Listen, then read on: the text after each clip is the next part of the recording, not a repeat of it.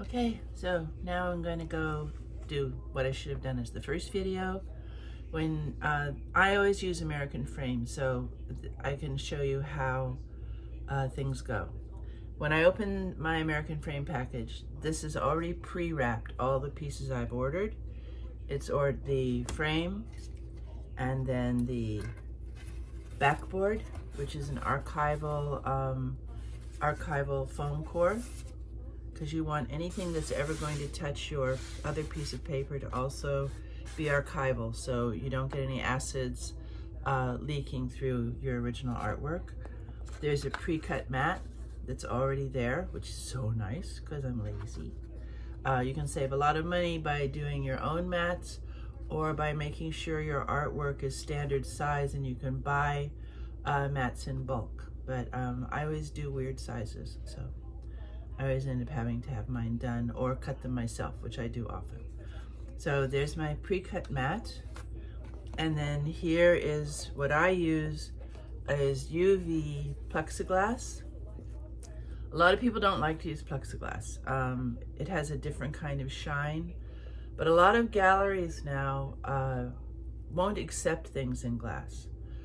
They're dangerous to ship, they're heavier to hang, the artwork can get damaged, and they don't want the responsibility of that.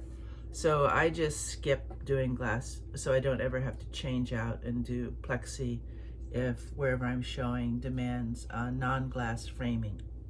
So when you get this plexiglass, you'll see there's a little label right here that says "this side out." So when you take the film off of the plexiglass, remember which side this little label was on, and then you peel off the protective film. And I try to do this without touching it. Let's see if I can make my camera a little higher. I do this without touching it so I don't get fingerprints all over it. So I start peeling down, and I just use like the palm of my hand to support it. I have a towel on the bottom to protect everything, and I just try my best not to get fingerprints on it. And it's kind of awkward, kind of weird. And there, then you've got the sheet that can just be thrown away. So I remember it's this side out, and I'll move my frame so I don't mess up my frame. This side out, so now I'm going to do the other side, peel it off.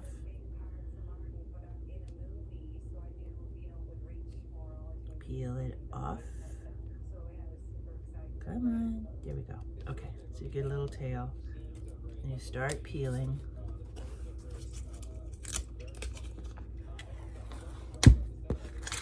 It's kind of hard to peel off, but it protects the plexiglass, and that's the main thing. So I'm remembering the whole time I'm doing this, this is the back side. I've already peeled off the front side first. So I just keep rotating it and peeling it till it's off. Now, so I don't forget, I'm going to right away put the back side down in the frame, okay?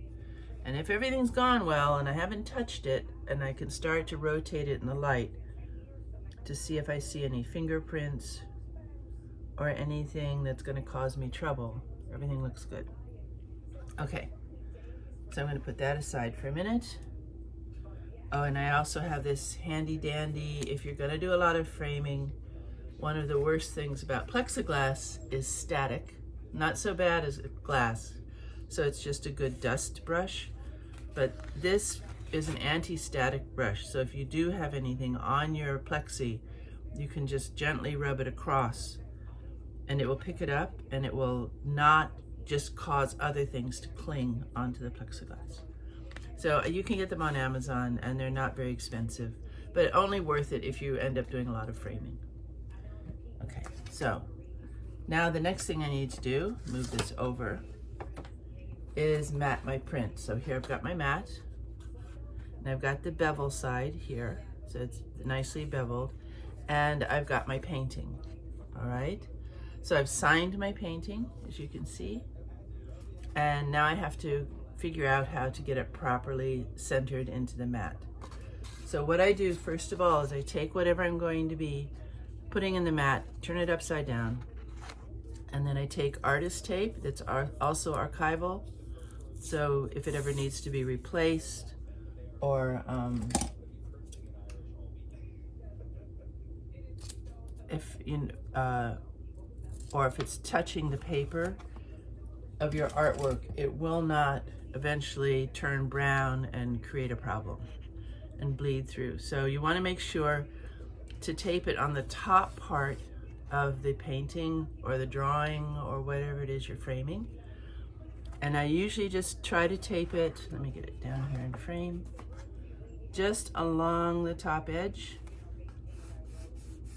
gently at first, on two sides.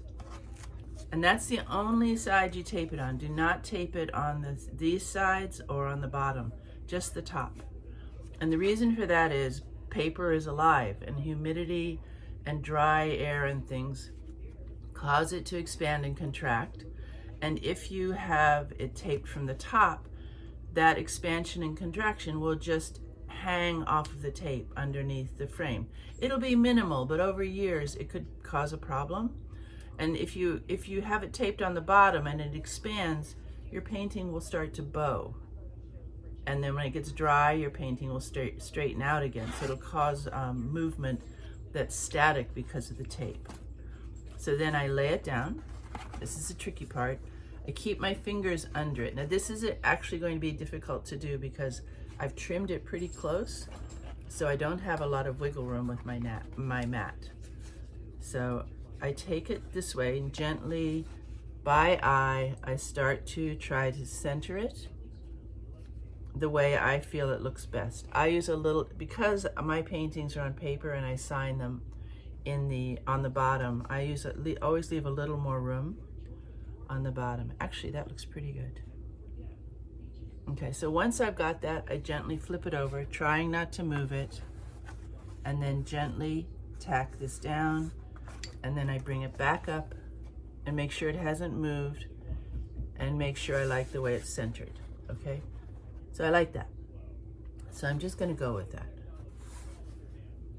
All right, so now that I know I like it and that nothing's in the wrong place, then I use the back of my fingernail.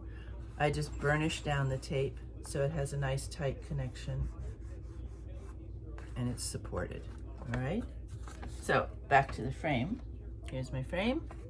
Now I've got my matted piece, so that goes back down in the frame. So what you do now, turn it over and look at it carefully and make sure there are no cat hairs or dog hairs or dust or schmutz or anything in your frame. So I'm going to give it a close look. And I see a little bit right there. Okay, so I see a little bit there. So I'm going to gently lift this up. And I'm going to take my brush, and I could see that it was on the mat, not on the glass. And then gently put it back down. Gently, because you don't want a lot of air huffing in and out, because that will just pull stuff into the mat. This is the biggest pain, this part. So you check, check, check. Looks good. Okay, back in the frame.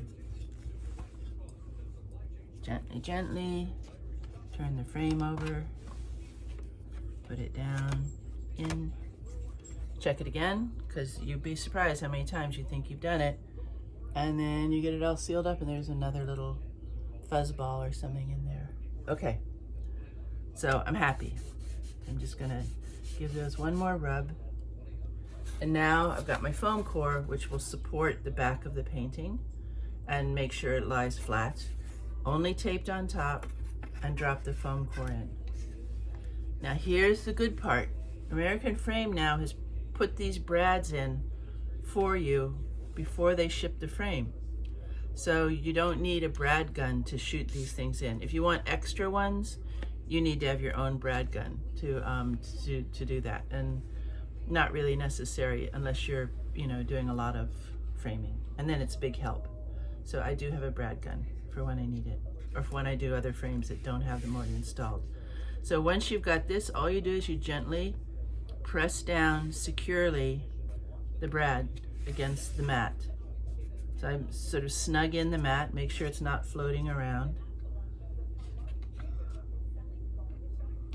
Take the brad, gently push it down, nice and snug, and then down again. Now, if you need to change it, you just go back in, pull the brad up, gently up, take the piece out, and change it. Or if you get all to this point and you look at it, oh, it's crooked, something's wrong, you can back out of it. You can always go back. So now I've got this framed and it's ready to go. So then you go to the next video where I show you how to put the backing and the hanging on. So that's my Hemlock Lake Deep, I call it, because of all the deep, deep colors. So that's it. I hope this came out all right. Okay, thanks everybody. Take care. Bye-bye.